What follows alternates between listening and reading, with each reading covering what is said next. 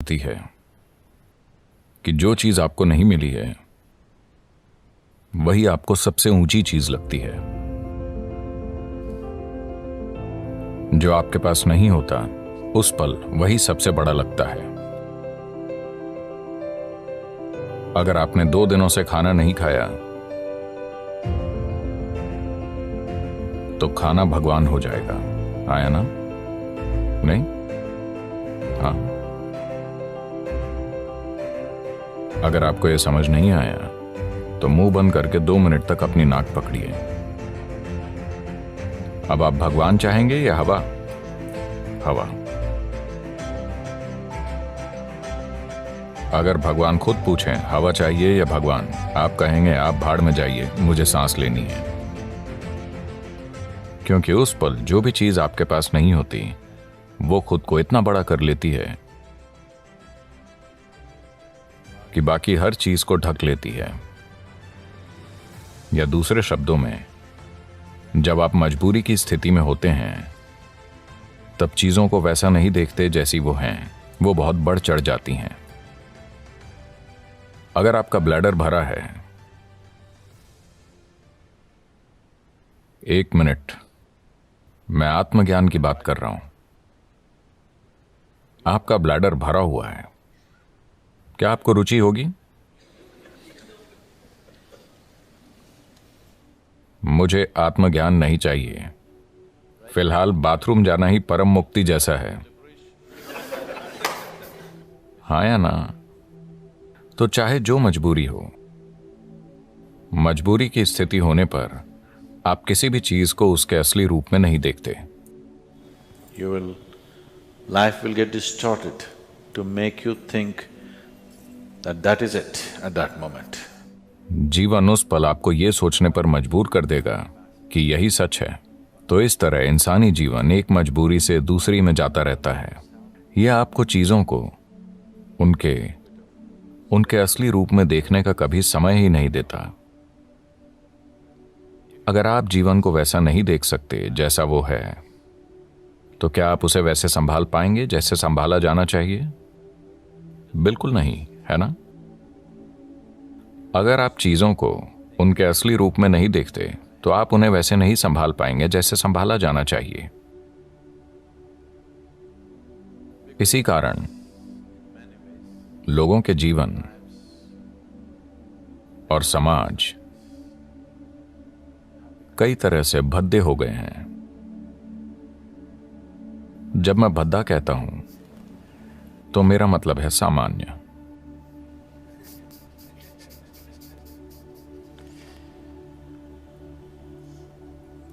मैं एक स्कूल में 14-15 साल के बच्चों से बात कर रहा था।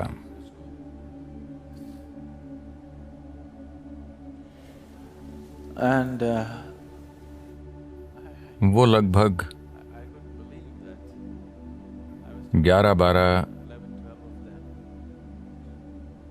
लड़के लड़कियां थे।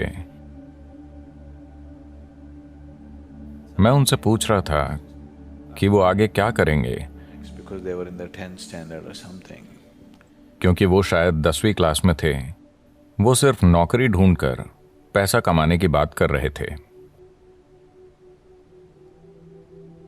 मुझे विश्वास ही नहीं हुआ, क्योंकि जीवन भर मैंने कभी पैसे कमाने की नहीं सोची। मेरे पिता अपना सिर पीटते थे, इस लड़के के दिल में डर ही नहीं है, इसका क्या होगा, इसका क्या होगा। मैंने कहा डर नहीं होना समस्या है? मुझे लगा डरना समस्या है। मैंने कभी नहीं सोचा कि डर ना होना समस्या है।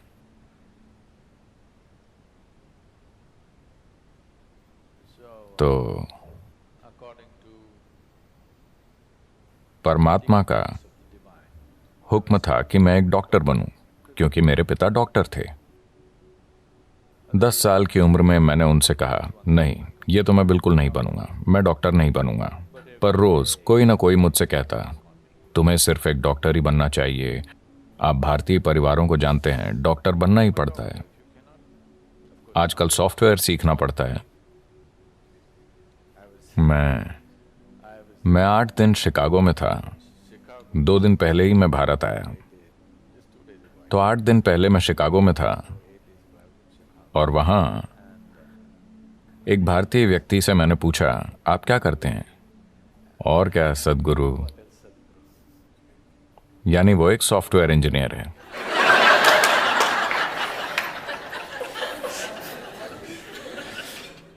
कुछ समय पहले कोई कहता और क्या, तो वो एक डॉक्टर होता।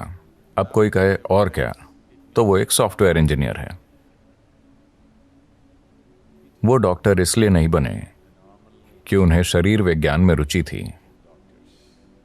वो सॉफ्टवेयर इंजीनियर इसलिए नहीं बने कि उन्हें इलेक्ट्रॉनिक्स में रुचि है, बस पैसा कमाने के लिए। क्या ये जरूरी नहीं है?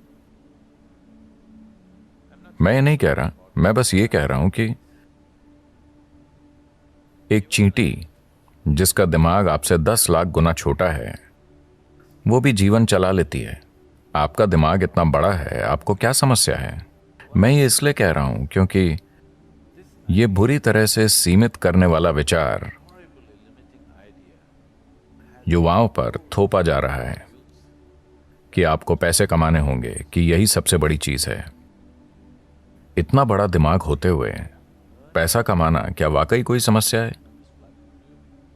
मैं जानता हूं कि सभी को यही मानने के लिए तैयार किया गया है, पर ऐसा नहीं है। मैं बता रहा हूं, ऐसा नहीं है। मानव चेतना के लिए पैसे कमाना एक मामूली चीज है, पर दुर्भाग्य से पूरी मानवता अपनी पूरी ऊर्जा और बुद्धि बस पैसा कमाने में लगा रही है। अगर दुनिया में ये नहीं बदलता, मैं ये नहीं कह रहा कि पैसे नहीं कमाने चाहिए, मैं बस ये कह रहा हूं कि इसे पूरी इंसानी चेतना पर हावी नहीं होना चाहिए। अगर आप एक छोटी उंगली से काम करें तो ये पैसे कमा लेगी, इसमें इतनी काबिलियत है। पूरी इंसानी प्रतिभा मुरझाकर मर गई है, सिर्फ इसलिए कि सभी सोच रहे हैं पैसे कैसे कमाएं, पैसे कैसे कमाएं। The moment they can earn a living, they will sit down and become fat. जब वो पैसा कमाने लगते हैं तो वो बैठे बैठे मोटे हो जाते हैं। आपको सोचना चाहिए, मैं इस जीवन के साथ क्या कर सकता हूं, है ना? आपको सोचना चाहिए, इस जीवन के साथ सबसे बड़ी चीज मैं क्या कर सकता हूं, क्योंकि एक दिन आप मर जाएंगे। क्या आप जानते हैं? क्या आपको पता है आप मर जाएंगे? तो मरने से पहले इस जीवन को परम संभावना तक पहुंचना चाहिए, है ना? मैं पैसे कमाता हूं, पैसे कमाता हूं, लोग गर्व से कहते हैं। आप क्यों नहीं देखते कि हर कीड़ा, हर पक्षी, हर जानवर, इस धरती का हर प्राणी जीवन चला रहा है? इतना गर्व कि मैं अपना जीवन चलाता हूं, इसमें इतना गर्व करने की क्या बात है? सभी अपना जीवन चला रहे हैं, है ना? सिर्फ इंसान ही इसे मुद्दा बना रहे हैं। बहुत बड़ा मुद्दा। जब मैं ये देखता हूं कि इंसानी बुद्धि जीवन चलाते चलाते कैसे कुर्बान हो गई है, तो विश्वास नहीं होता। मनुष्य कितना कुछ कर सकते थे, वो अद्भुत चीजें कर सकते थे, पर उसके बजाय वो पैसा कमा रहे हैं।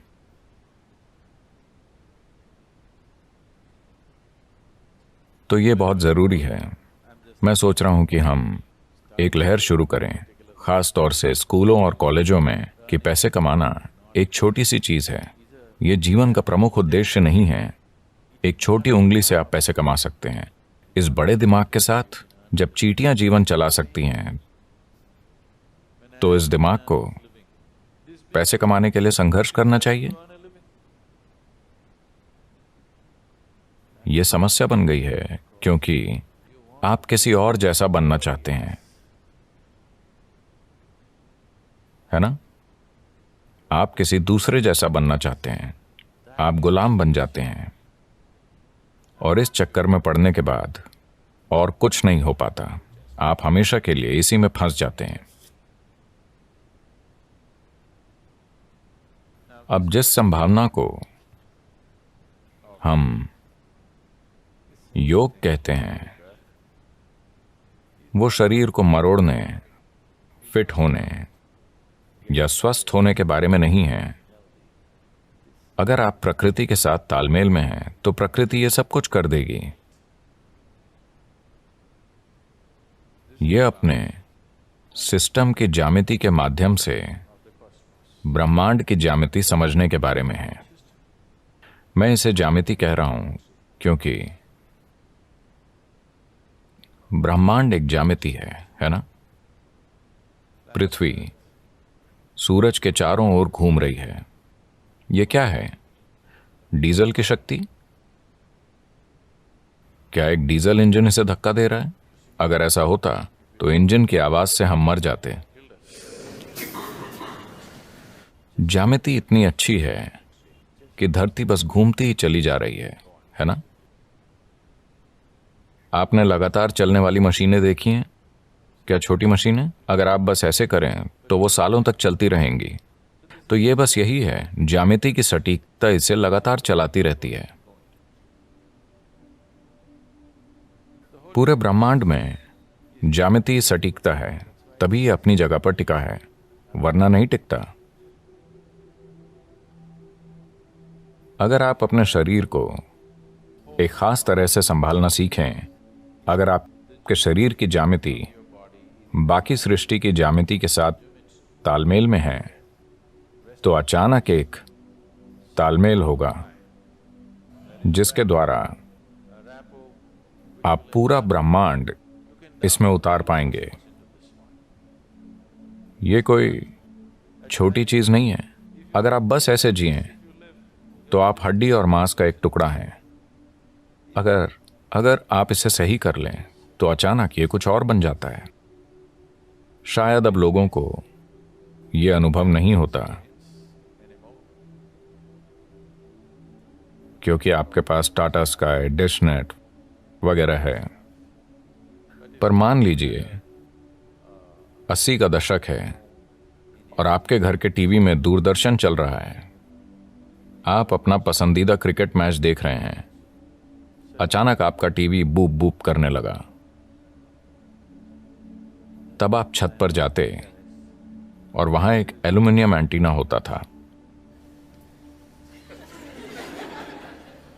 ऐसा किया, कुछ नहीं आया। वैसा करो, कुछ नहीं आया।